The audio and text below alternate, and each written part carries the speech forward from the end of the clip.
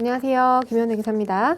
우리 이번 시간에는 16번 실무 진행해 보도록 할 건데요. 소득금액 조정 합계표 및 명세서고요. 페이지는 420페이지입니다. 실무입니다. 자, 우리가 이제 대장정의 거의 끝을 달려가고 있어요, 여러분. 조금만 더 힘내시고 어려우셨죠? 어려우셨지만 또 다시 한번 천천히 복습하시다 보면은 이겨내실 수 있습니다. 네, 화이팅 하시고요.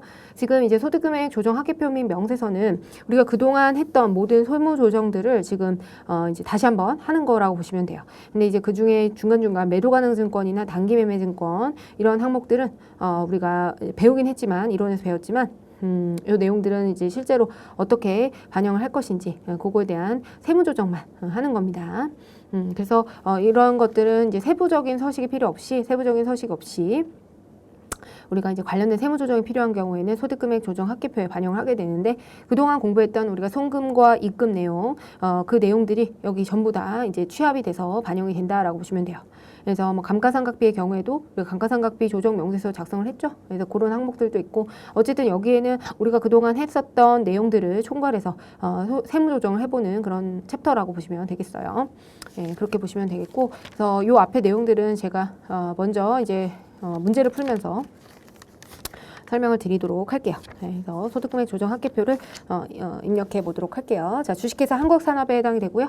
전자부품을 생산하고 제조, 도매업을 영위하는 중소기업이다. 이랬을 때 우리가 추가 자료에 대해서 세무 조정만 하시면 돼요. 이거는 뭐 부독서를 작성하는 게 아니고 소득금액 조정 합계표 및 명세서에 다음 내용들을 반영해라. 이렇게 나와 있네요. 자, 그러면 일단 재무상태표 내역을 보니까 5월 7일에 구매했던 매도 가능 증권 이게 있는데 지금 취득가액이 5천만 원이죠. 근데 기말 공정가액은 5,200만 원이다. 이에 대한 회계 처리를 기업회계 기준에 따라서 12월 30일에 결산분기 시 적절하게 처리했다. 자, 그래서 저희가 유가증권 얘기를 하면서 제 유가증권의 평가는 원가법이 원칙이에요. 원가법이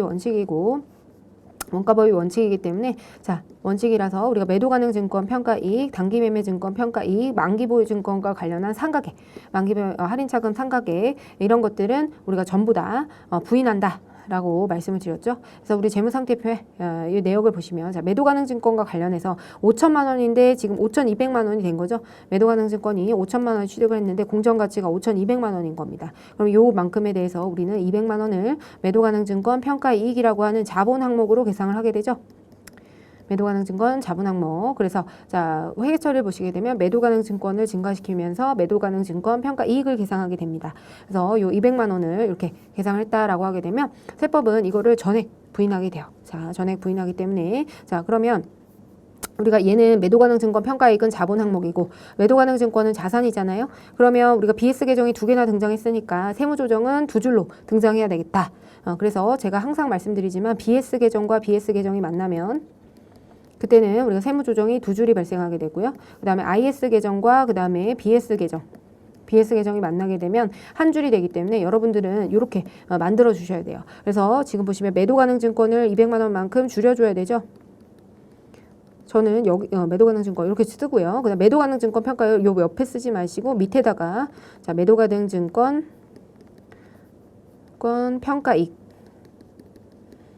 200만 원 이렇게 쓰시면 됩니다.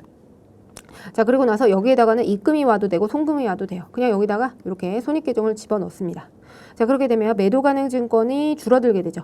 그러니까 마이너스 유보가 됩니다. 마이너스 유보. 그리고 입금이 증가하게 되죠. 그러면 자, 입금 산입 매도 가능 증권 200만 원 유보. 그죠? 아, 입금 불산입이네요. 입금 불산입. 지금 입금이 우리가 대변 계정인데 지금 차변해 왔기 때문에 입금 불산입 매도 가능 증권 200만 원 마이너스 유보 이렇게 됩니다. 자, 그다음 요거는 입금이죠. 입금 산입. 자, 매도 가능 증권 평가이익 200만 원. 지금 얘는 자본. 얘도 자본이고 얘도 자본이에요. 그런 경우에는 우리는 기타로 처분한다. 사유출인 경우 제외하고는 기타로 처분한다고 했죠. 자, 이걸 보시면 어쨌든 지금 보시면 매도 가능 증권 평가액을 입금으로 산입하는 거예요. 자, 우리가 이거 자본 항목으로 계상되어 있는 거 얘를 일단은 입금으로 산입해서 손익 항목으로 만들어준다. 그러니까 일단 우리가 1단계가 매도 가능 증권 평가 이익을 입금 산입해서 우리가 입금으로 만들어주는 거죠. 얘를 입금으로 만들어주고 그 다음에 그 입금을 부인하면서 매도 가능 증권을 줄여준다. 그래서 입금 불산입 마이너스 유보 그래서 매도 가능 증권을 줄이고 매도 가능 증권 평가이익을 우리가 입금으로 계상을 했다가 입금으로 부인하는. 자, 매도 가능 증권 평가이익을 입금으로 계상했다가 입금을 부인하는 거죠. 입금 불산입. 그래서 이렇게 두 줄의 세무 조정이 나오게 됩니다. 자, 그러면 우리가 손실과 관련한 세무 조정도 한번 해보도록 할게요. 자, 이렇게 되면 자, 매도 가능 증권을 다시 살려줘야 되겠죠. 자, 매도 가능 증권 200만 원. 그 다음에 매도 가능 증권 평가 손실을 줄여줘야 돼요. 이때는 우리가 송금으로 해볼까요? 평가 손실 200만 원 이렇게 했다라고 하게 되면 자, 우리는 송금 이렇게 넣어주고 손익계정과 BS 계정으로 만들어주는 거예요. 자, 그렇게 되면 우리가 이번에는 어떻게 매도 가능 증권 평가 손실이 되는 거니까 자, 송금이 아닌 거죠. 송금 불산입. 매도 가능 증권 유보.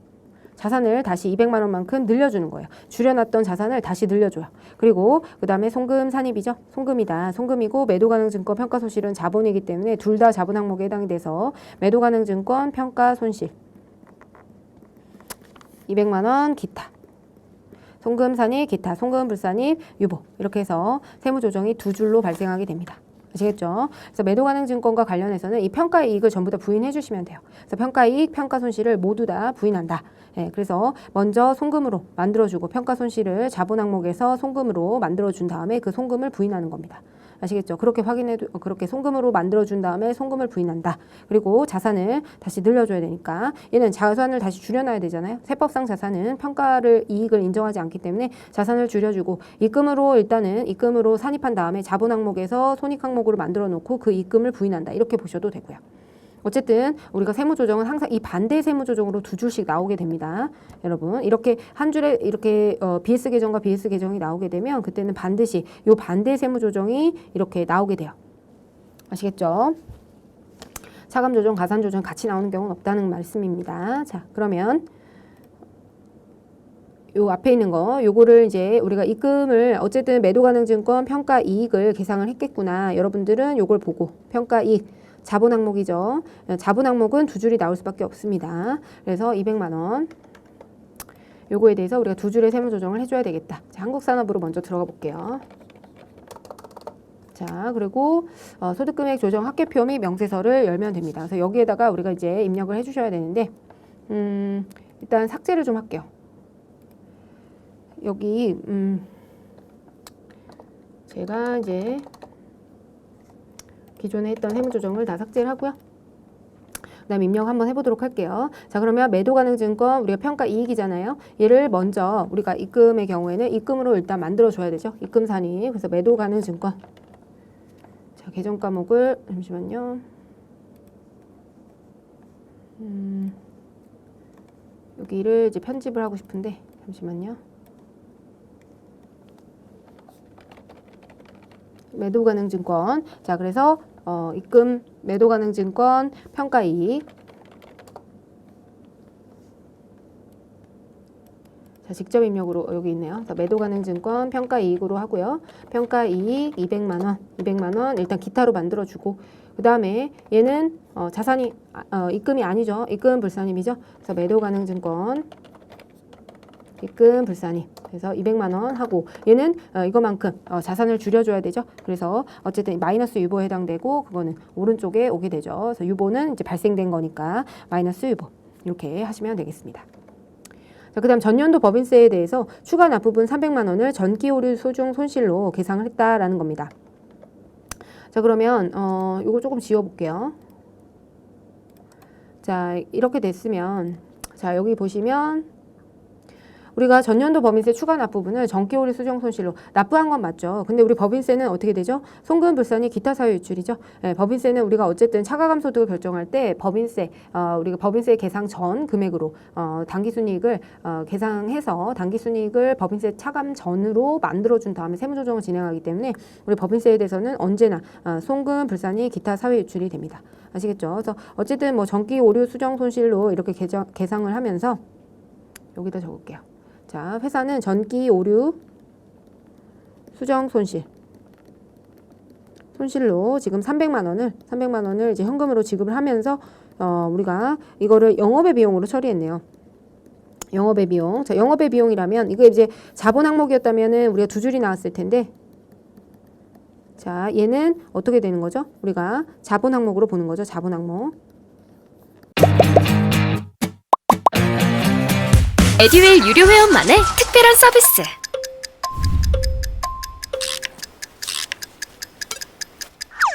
하치하차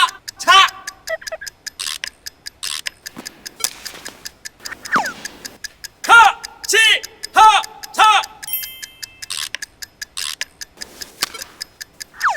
정답! 같이 하자 친구야 에듀윌 유료 회원!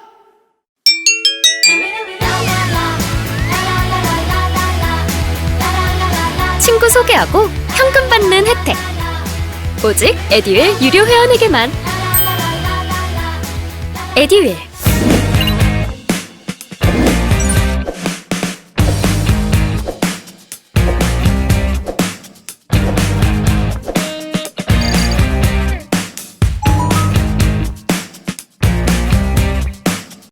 네, 그래서 송금불산입 300만 원, 이제 기타 사회유출.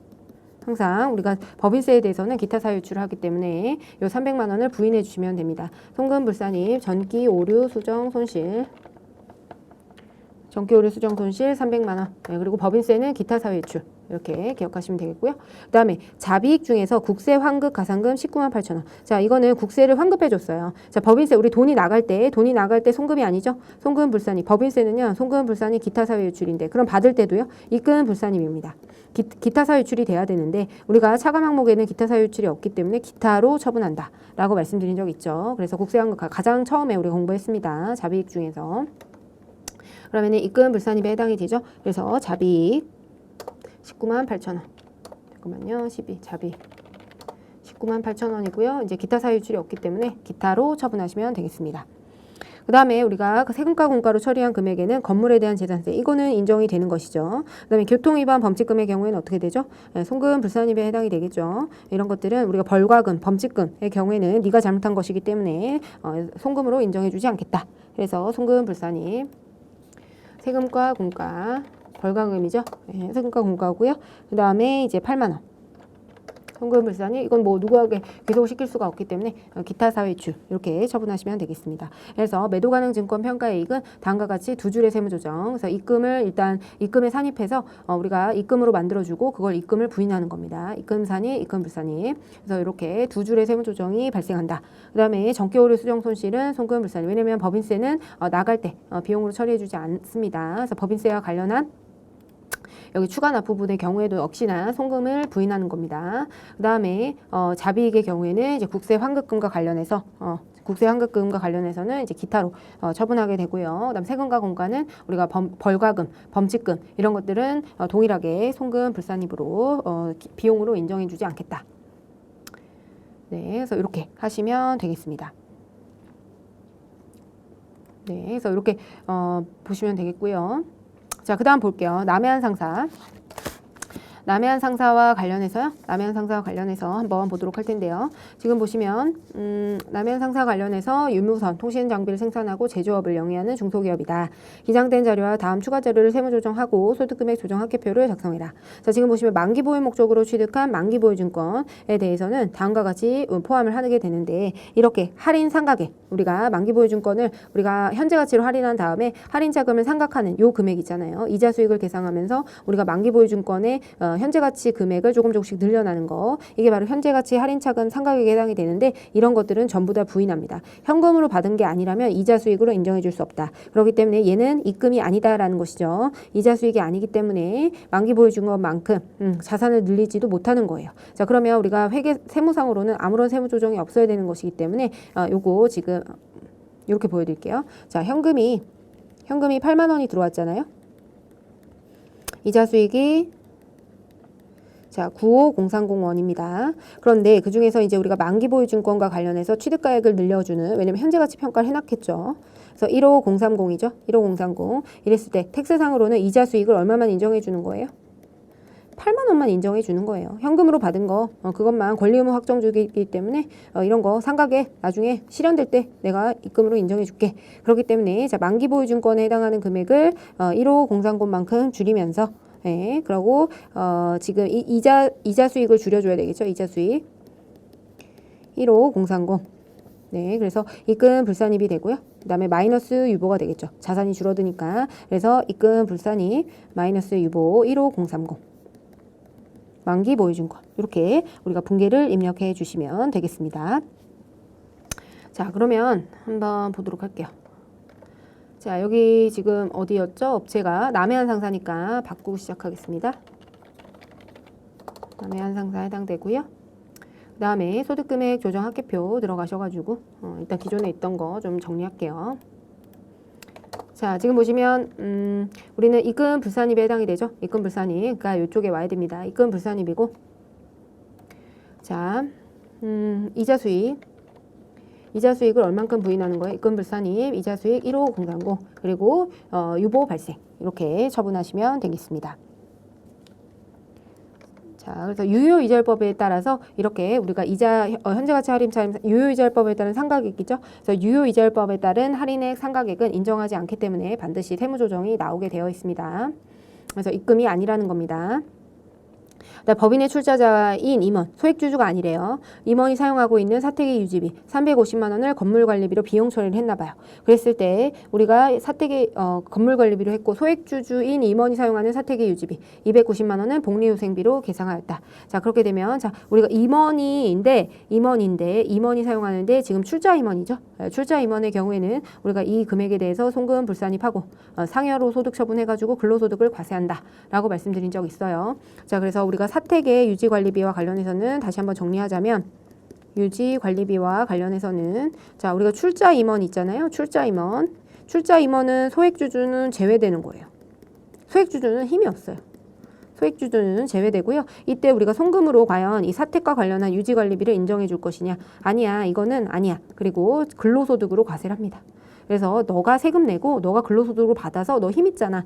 근로소득 더 많이 받아가서 네 돈으로 집과 관련한 유지비 내 이겁니다. 근데 이제 비출자 임원이거나 출자를 하지 않았어요. 힘이 없어요. 전문 경영인이라고 불리잖아요. 네, 그죠? 그리고 소액주주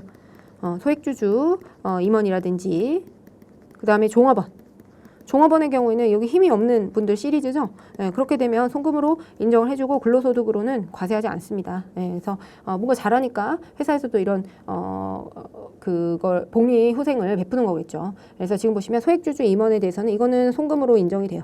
송금으로 인정이 되고요. 얘는 송금 불산입 상여로 소득 처분해야 됩니다. 아시겠죠? 그러면 지금 건물과 관련한 사택 유지비를 송금 불산입해야 되니까요. 자, 건물 관리비. 사택 유지비 그 금액을 이제 350만 원만큼 하고 그다음 상여로 처분해서 출자 임원 네가 세금 내고 네 돈으로 내. 근로소득으로 받아가서 내. 이겁니다. 자, 그다음 보겠습니다. 자, 대주주인 개인으로부터 유가증권을 저가 매입한다. 이거 배운 적 있죠. 그래서 우리가 특수관계인으로부터 특수관계인인 개인으로부터 우리가 저가 양도는 우리가 뭐 기부금으로도 문제가 삼고 자, 저가 양도와 고가 매입의 경우에는 우리가 기부금하고 부당이익 계산 부인 규정을 통해서 적용이 되지만 저가 매입의 경우에는 우리가 이득을 보는 케이스이기 때문에 원래는 이제 제재를 하지 않는데 특수관계인인 개인으로부터 유가증권을 저가로 매입하는 경우 자, 저가로 매입하게 되면 그때는 우리가 시가와 그 다음에 저가의 차익, 거래가액과 그 다음에 시가의 차익만을 입금 산입한다라고 말씀드렸죠. 자, 유가증권은 7,500이 취득했는데 이거는 유가증권 시장에서 8,500에 거래가 되고 있다. 즉 지금 보시면 요거는 이제 보셨을 테니까 지우고요. 자, 요거는 우리가 유가증권 계속 여러 번 제가 보여드린 적이 있어요. 자, 단기매매증권을 7,500에 자, 단기매매증권을 싸게 산 거예요. 7,500에 현금을 주고 구매를 했다라는 것이죠. 그런데 우리 세법상으로는 아니야. 너 지금 싸게 산 거 8,500에 사실은 산 거고 그럼 너는 1,000만 원만큼 이득이 있었던 거야. 입금이야. 이렇게 그래서 요거 이익을 지금 현재 이익을 내가 보고 그 다음에 8,500에 구매를 해온 것으로 간주하는 것입니다. 그래서 우리가 세법상 장부 금액이 드러나게 되죠. 그러면 입금으로 산입하고요. 그것만큼 주식에 대해서 1,000만 원만큼 유보로 처분이 되는 거예요. 그래서 자산가액을 늘리고 입금을 늘리고 이렇게 처분한다. 그래서 우리 저가 매입의 경우에는 이 저가로 매입한 금액을 인정해주지 않고 취득가액은 어떻게 돼요? 결국에는 취득가액은 특수관계인 개인으로부터 유가증권 저가 매입하면 취득가액은 언제나 시가가 되게 되는 것입니다. 이 규정 때문에. 그래서 입금 산입해 주시면 되겠죠. 자, 입금 산입이고요. 지금 보시면 단기 매매 증권에 해당이 됐어요. 그죠? 그래서 입금 산입 단기 매매 증권 1,000만 원 유보 발생 이렇게 하시면 됩니다. 자, 그래서 특수관계인인 개인으로부터 유가증권을 저가 매입하는 경우 요 4가지 요건을 충족하게 되면 그때는 우리가 입금 산입 유보로 처분을 해야 된다. 입금 산입 유보. 그렇죠? 네. 그리고 자, 업무용 화물트럭에 대해서 자동차세 과운납금에 대한 환급금 40만 원하고 환부이자 26,000원을 모두 이자 수익으로 계상했대요. 자, 지금 보시면 자동차세는요. 우리가 나갈 때 이 40만 원을 나갈 때 뭐로 계상해 놨을까요? 네, 세금과 공가로 처리를 했죠. 네, 세금과 공가로 처리를 했기 때문에 자, 40만 원에 대해서는 이렇게 세금과 공가로 처리했기 때문에 우리 현금으로 다시 돌려받았어요. 네, 그리고 얘는 이거를 이자 수익으로 입금으로 어쨌든 계상을 했다라는 것이죠. 자, 그러면 얘와 얘는 상계돼서 없어지잖아요. 그러니까 나갈 때 송금이었으면 들어올 때도 입금에 해당이 됩니다. 네, 그래서 얘는 입금이 맞아요. 이자 수익이 맞아요.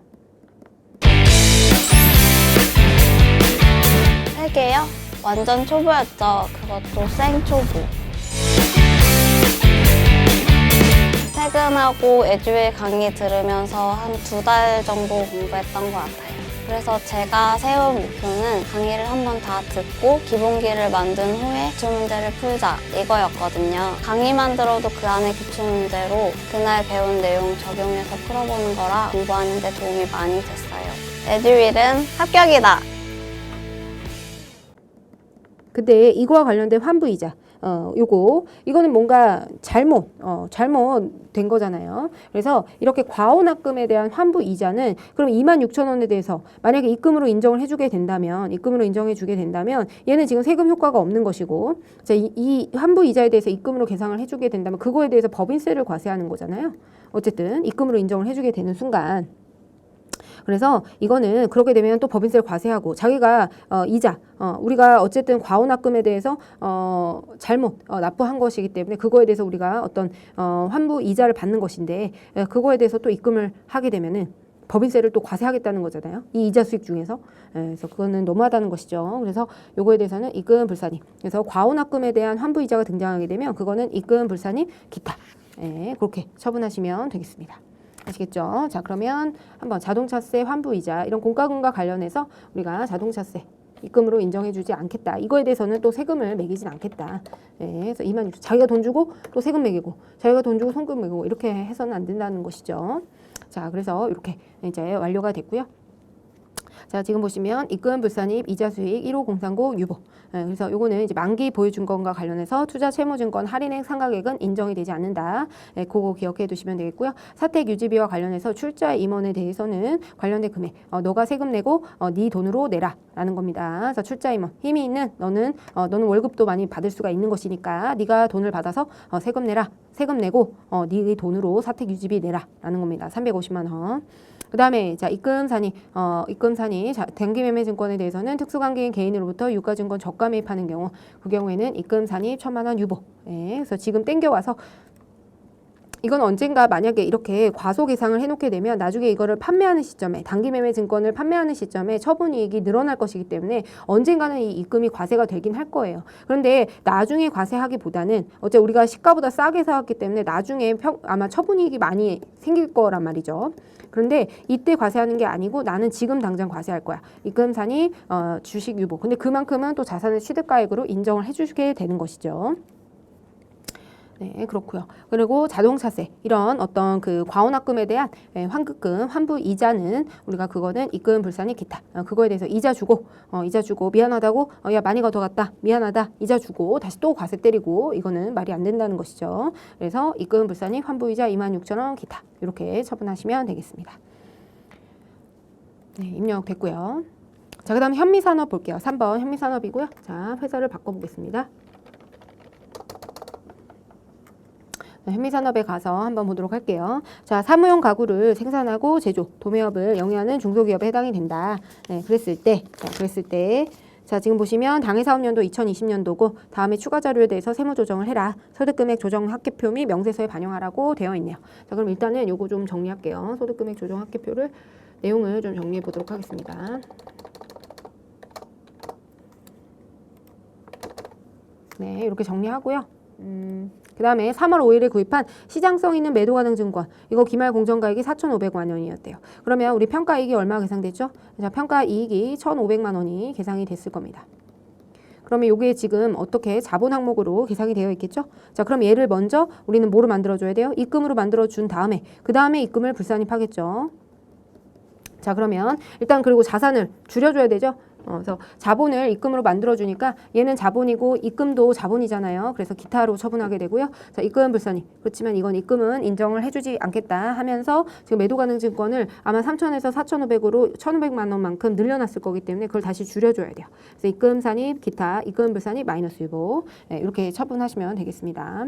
그래서 우리가 자본 항목에 있는 거는 일단 당기손익 항목으로 이제 반영한 다음에 그 다음에 조정을 한다. 뭐 이렇게 이해하셔도 되고요. 아까 전에 저희가 보여드렸던 것처럼 분계 이해하셔도 되고. 자, 소득금액 조정 합계표. 자, 그럼 입금 산입. 자, 입금으로 먼저 산입해야 되죠. 자, 매도 가능 증권과 관련해서 자, 입금 산입, 매도 가능 증권 평가이익, 매도 가능 증권 평가이익을 넣을게요. 자, 매도 가능 증권 평가이익이고요. 1,500만 원이죠. 입금 산입, 기타로 먼저 처분을 하고요. 그 다음에 매도 가능 증권에 대해서는 입금 불산입, 이 평가 이익에 대해서는 매도 가능 증권 평가 이익을 입금 불산입하면서 그만큼 자산을 줄여줘야 되죠. 유보가 발생돼서 마이너스 유보, 유보 발생. 그래서 입금 산입, 송금 산입 이렇게 반대 세무 조정 두 줄로 발생을 하게 됩니다. 자, 그다음 볼게요. 자, 그 다음에 재무상태표에 계상되어 있는 자기주식 처분이익이 있대요. 300만 원은 자기주식을 처분함에 따라서 발생한 것이다. 자, 우리가 장부상에는 이거를 자본 항목으로 계상을 해놨지만 우리 세법상으로는 이거를 입금으로 계상해야 되죠. 그래서 자본 항목에서 입금으로 산입해야 되죠. 그래서 자기주식 처분이익은 입금 산입에 해당이 되고요. 그 다음에 자본 항목을 자본 항목으로 바꿔주는 것에 해당이 되기 때문에 자, 300만 원. 자, 300만 원. 이거는 이제 기타. 이렇게 자기 주식 처분이익만큼 입금산입 기타. 이렇게 처분하시면 되겠습니다. 자, 그래서 우리는 회계상으로는 자본 항목이지만 세법상으로는 자기 주식 처분이익도 결국에는 입금이다라고 배운 적이 있었습니다. 입금 파트에서.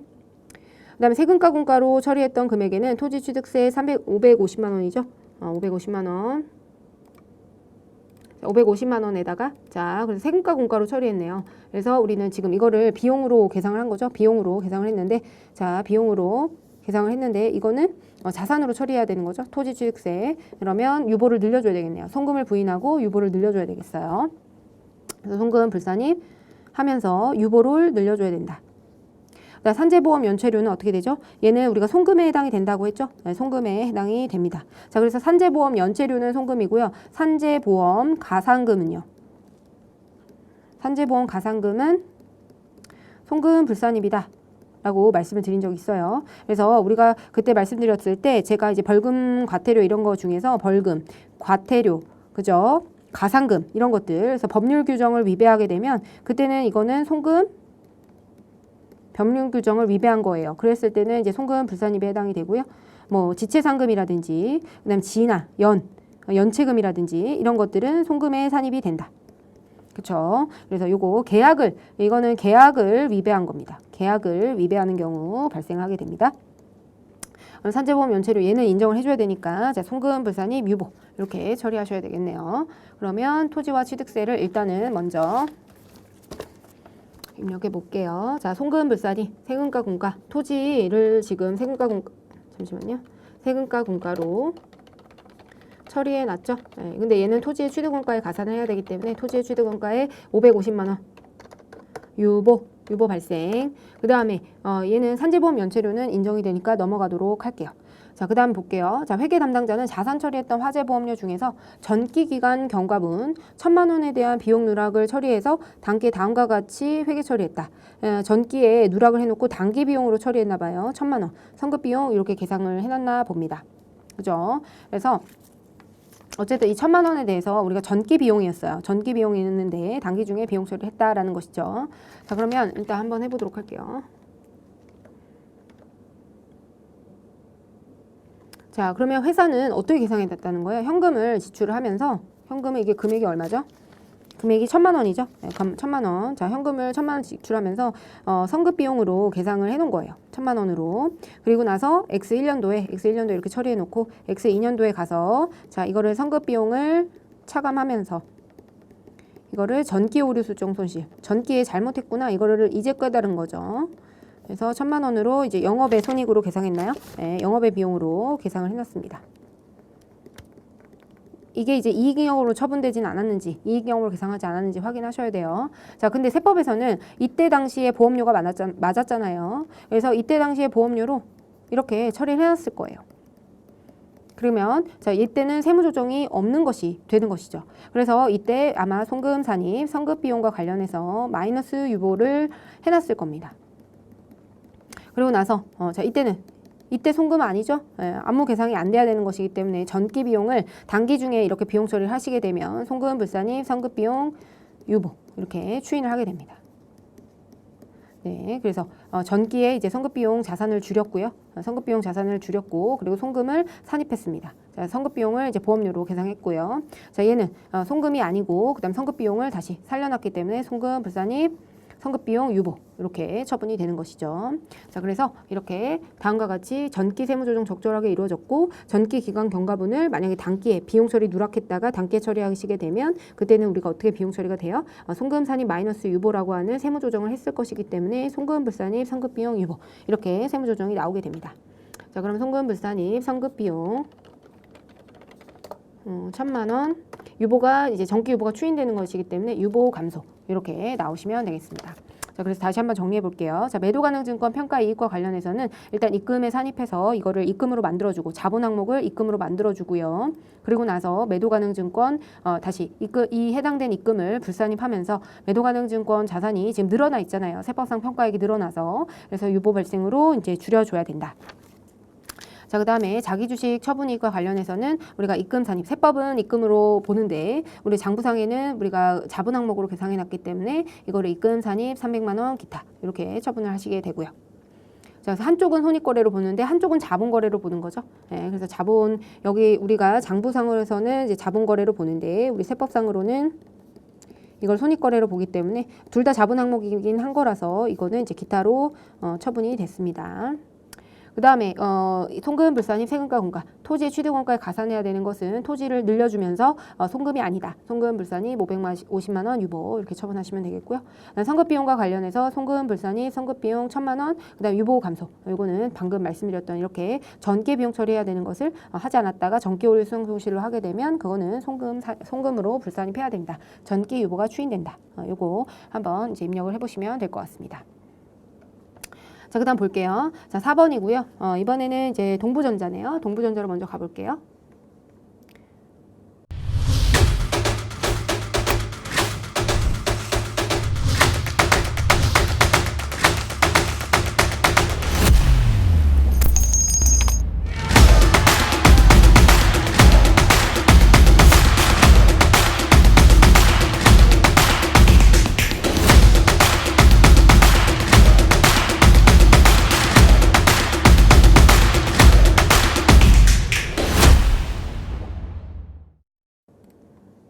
이거를 제가 여기서 한꺼번에 동부전자로 가보겠습니다.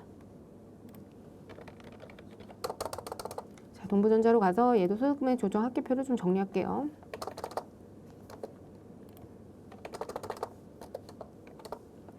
자, 동부전자인데요. 지금 보시면 대표이사, 인건비 내역이네요. 대표이사, 전무이사, 상무이사, 총무과장 이렇게 있고요. 이 세 사람은 임원에 해당이 되고 총무과장은 지금 직원이네요. 자, 그러면 급여와 상여, 그 다음 퇴직급여가 주어졌기 때문에 이런 급상여와 관련한 퇴직금과 관련한 세무조정을 해라. 자, 대표이사의 퇴직급여는 주총에서 대표이사를 연임하기로 결정해서 지난 임기에 대한 퇴직급여를 지급한 것으로 확인되었다. 자, 대표이사의 연임은 현실적 퇴직인가요? 비현실적 퇴직인가요? 이거는 비현실적 퇴직 사유에 해당이 되죠.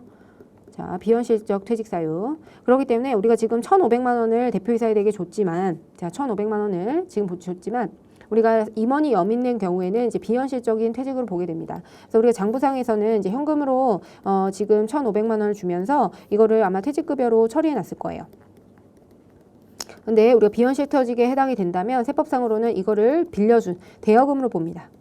돈을 빌려준 거로 보고 지금 퇴직한 것이 아니기 때문에 대여금으로 보게 돼요. 그러면 퇴직급여가 아니죠. 그래서 송금 불산임이고요. 그만큼 가지급금, 대여금이 늘어나야 되기 때문에 유보. 가지급금, 유보. 이렇게 발생을 하게 됩니다. 그래서 우리가 임원이 연임된 경우 이 비현실적 퇴직 사유를 봐서 만약 비현실적 퇴직 사유를 다음과 같이 퇴직급여로 처리하게 되면 송금 불산입, 통금 불산입, 가지급금, 유보로 처리를 해줘야 된다. 자, 그러면 세무조정 일단 하나씩 해놓을게요. 업무무관 가지급금이 발생했기 때문에 송금 불산입, 잠깐만요. 업무무관 가지급금이죠. 퇴직금과 관련해서 업무무관 가지급금이 발생을 했고요. 지금 보시면 1,500만 원. 그리고 유보가 발생했네요. 그죠? 대여를 해준 거로 봐서 이렇게 인정이 됐고요. 그 다음에 전무이사는 근속연수 5년이고 퇴직급여는 개인적 사정으로 사직을 해서 지급을 한 거래요. 자, 그럼 현실적 퇴직이네요. 회사는 퇴직급여 지급 규정을 두고 있지 않다. 자, 전무이사는 퇴직 직전 총급여하고 상여는 단기분 포함해서 5천만 원이다. 자, 근속연수 줬고 급여도 줬어요. 자, 우리가 지금 임원의 퇴직금과 하고 관련해서 자, 임원의 상여금과 그 다음에 사용인의 상여금을 비교하시고 그 다음에 임원의 퇴직금하고 비교하셔야 돼요. 자, 임원 상여금의 경우에는요. 급여 기준 범위 내면 그때는 우리가 송금으로 인정해주고 급여 기준 초과하면 송금 불산입입니다. 근데 이때는 어떤 급여 기준에는 정관, 주총, 이사의 결의 여기에만 규정이 되어 있으면 규정 이내 금액이 송금이고 그 다음에 그걸 초과하게 되면 자, 급여 기준이 없어요. 임원 상여금 지급 규정이 없으면 전액 송금 불산 이라고 말씀드렸죠. 근데 사용인은 지급 규정에 상관없이 그건 진짜로 그 사용인이 잘했기 때문에 직원이 잘했기 때문에 상여를 줬겠죠. 네, 그래서 이론은 479페이지, 480페이지에 나와 있습니다, 여러분. 그래서 사용인의 상여금의 경우에는 이렇게 송금으로 인정이 됩니다. 네, 임원의 상여금은 일단은 급여버거지 기준 범위 내어야 되고 만약에 이런 지급 규정이 전혀 기재가 되어 있지 않다면 전액 송금 불산입입니다. 자, 반면에 임원의 퇴직금은요. 임원의 퇴직금은 정관에 규정이 되어 있어야 돼요.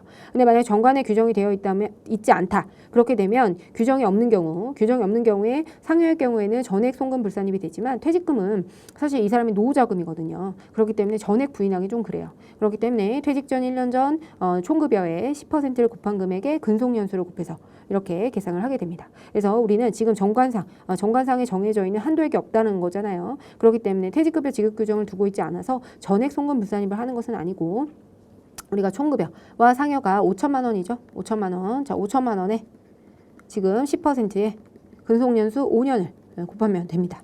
자, 이렇게 되면 우리가 한도가 2,500만 원이 돼요.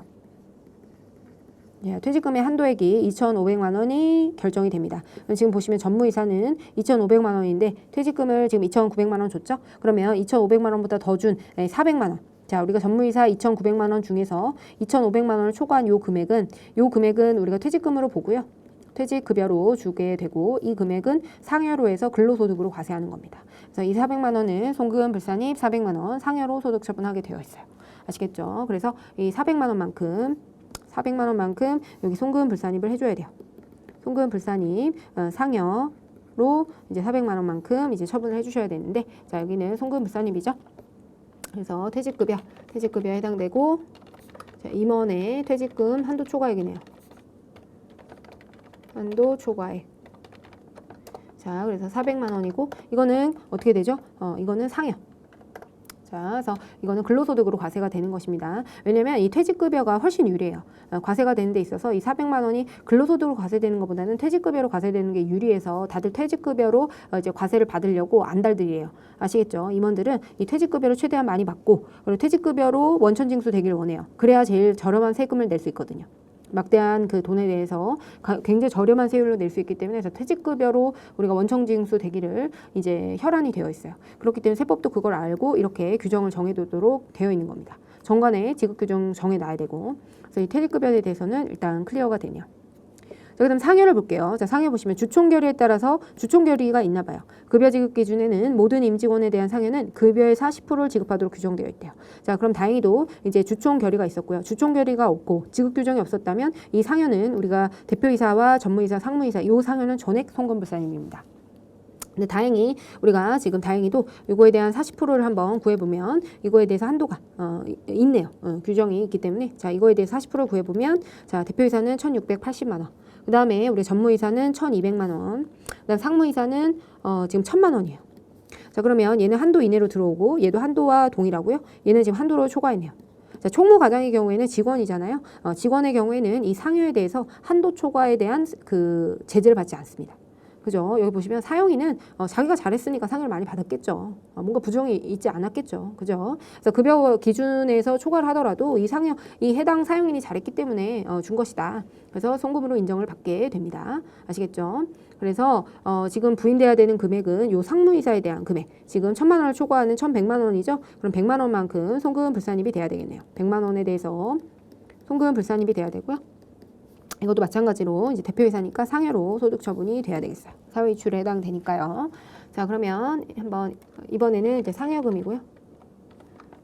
그다음에 임원 상여 한도 초과액. 한도 초과액에 해당이 되고 100만 원, 그다음에 상여. 이렇게 소득 처분을 하시면 다음과 같이 이제 조정이 됩니다. 아시겠죠? 그래서 이 임원 퇴직금과 관련해서는 이제 간단해 보이긴 하지만 제일 또 우리가 하기가 굉장히 쉬워요. 이렇게 헷갈리기가 쉬워요. 헷갈리기가 쉽기 때문에 여러분들 요거는 현실적인 퇴직과 그렇지 않은 거 그리고 임원의 퇴직금과 사용인의 퇴직금 비교했을 때 우리 현실적인 퇴직의 경우에는 한도 이내면 다 송금으로 인정이 되는데 한도를 초과하면 송금 불산입 상여 사용인은요 퇴직금이든 상여든 어쨌든 한도 내든 한도 초과든 상관을 하지 않습니다 여러분. 근데 비현실 퇴직에 해당이 된다면 그때는 송금 불산입 유보로 해서 가지급금으로 처리되는 거는 사용인이든 임원이든 동일합니다. 아시겠죠? 임원만 이 제재 규정을 받는 것이 아니다는 거 좀 기억을 해두시고요. 하시면 되겠습니다.